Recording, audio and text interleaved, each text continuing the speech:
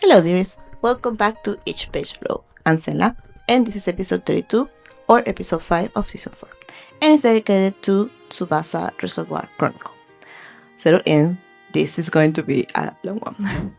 First of all, if you don't know about this title, manga, anime, OVA, or anything, there will be spoilers here, so be warned, this is your warning. So, do you know Tsubasa? If you are a CardCaptor Sakura fan, you do.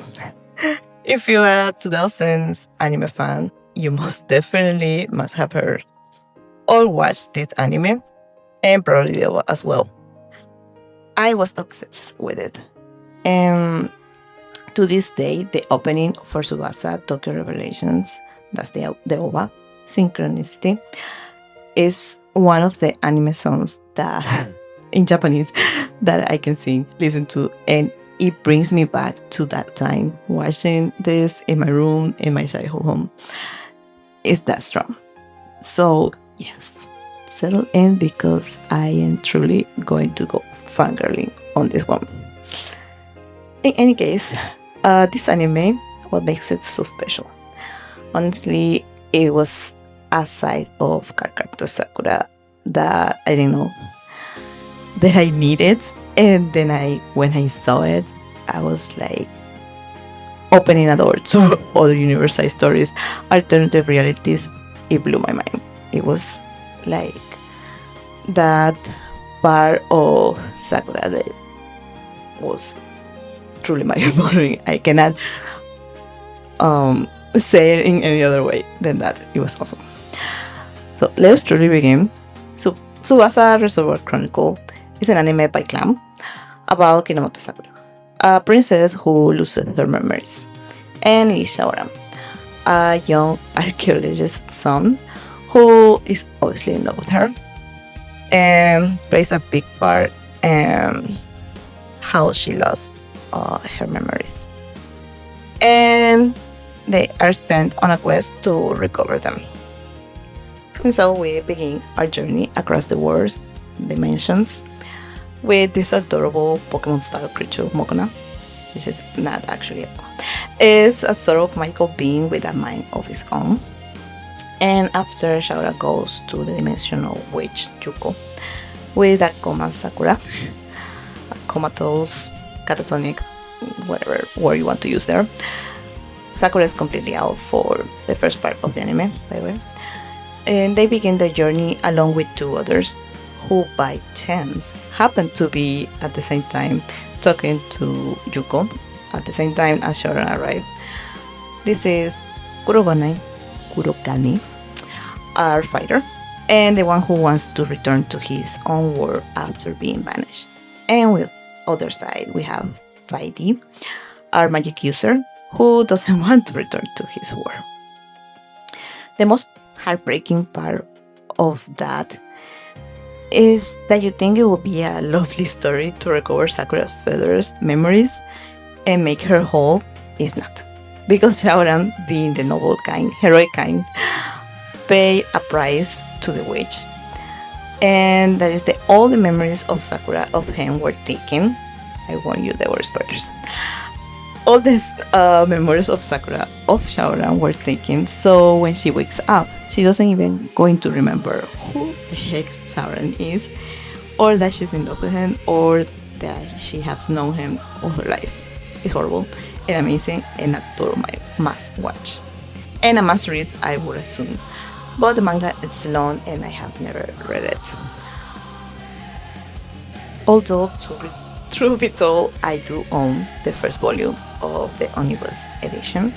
I picked it up a couple of years ago and it's been sitting on my shelf looking beautiful. Now, what does the journey actually do? Because they don't travel to one world, they travel to dozens of worlds, universe, dimensions, alternative realities, whichever you want to call it, is just that. Same but different. And of course they meet themselves on those places. And this is what shapes the story. Mokona senses a feather and they go and drop into a new world. And in that world, they have to see how it's run, how it works. Each world has its own rule, of course, its own people, its own conflict, and a bunch of other things that you discover in each one. Some of them are modern cities, technology, ordinary life. Some are medieval kingdoms, and some are barely worlds at all because they have been destroyed by anything, to be honest. It could be a dystopia, it could be, I don't know, some sort of acid rain or stuff like that.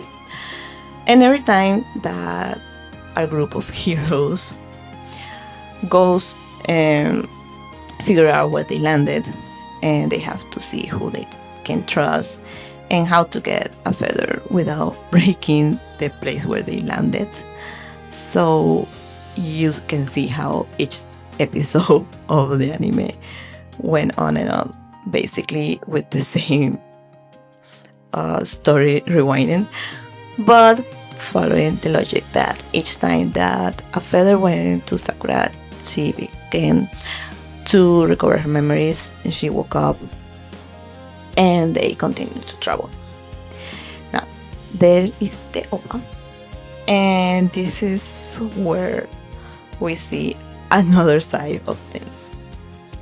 Because Syaoran, who started out as a boy who knows about ruins and history, he does not start out as a fighter, but every war asks something of him, and he learns.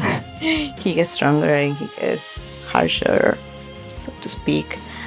And by the time you're almost done with it, you are watching a completely different person than the one who went into Yūko's war asking for help. It's a really powerful story to watch. The others, for example, Tokyo Revelations, in my opinion, was like Tsubasa became this story that it was always meant to be. It was, of course, a different studio, different tone, and it went darker. It was different from the episodes of the anime. And when they did the OVA, which are shorter form than a regular 50, 20 something episodes, then that changed things. And if sometimes it go like following the story, but in this case it didn't, because they went back to the basics of the manga and the story, and not trying to follow a cutesy story, so to speak. The TV anime series was an adventure, but the Tsubasa of Tokyo Revelations was definitely not as a cute adventure as we were used to see. And honestly, this was so many years ago. I can't be here and telling you, oh, I remember this exact moment or that specific scene, because I don't. It was a long time ago, and I haven't rewatched it enough time as to say specific plot twists or moments. What I do remember is the feeling, the dropping my stomach, the sense that, oh, this was really good, and it was never going to be as okay as we wanted it to be.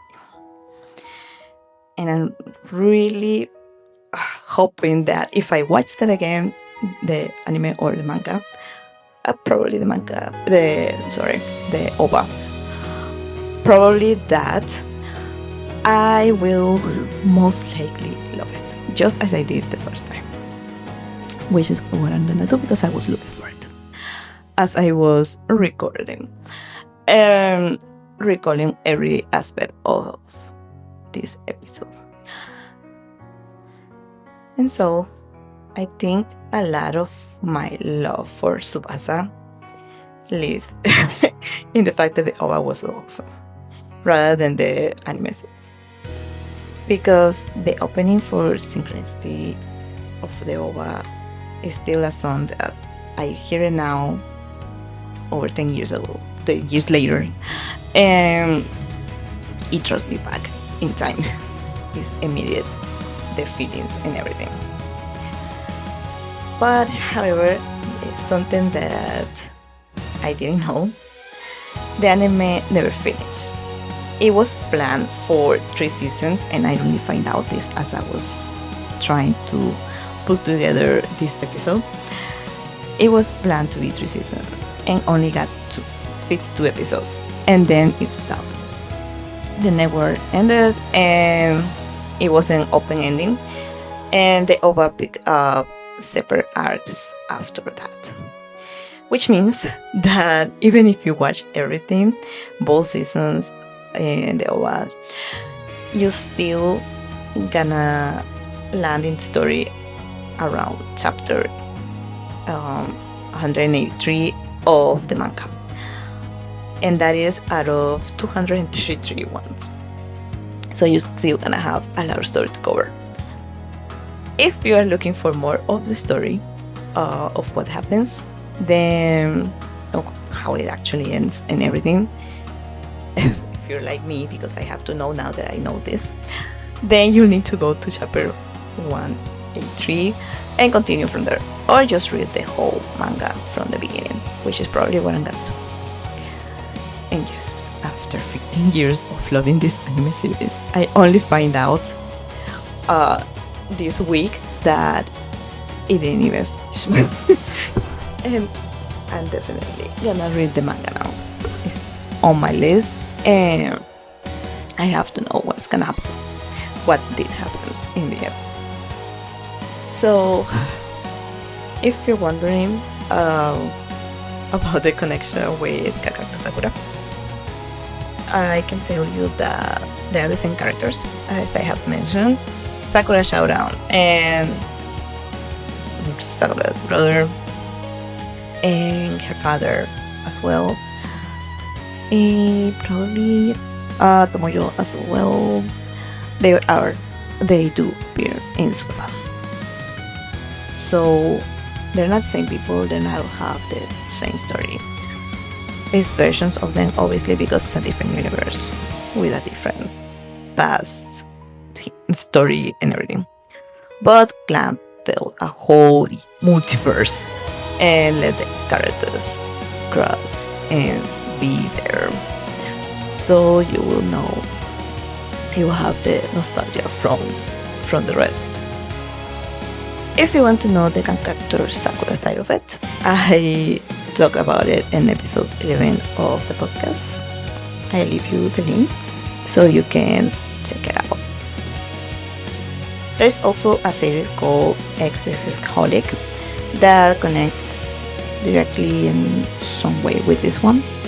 I never watched it or read it, so I'm not gonna pretend and say that this happened and that, but it is in the same world, and I did see that it had some crossover episodes, but I don't know which ones they are because I haven't fully go down that rabbit hole.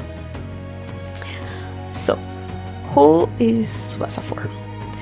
If you like stories about traveling across universe, adventure, heartbreak, and that particular ache of a romance that could be but isn't, then it's definitely a must watch for you.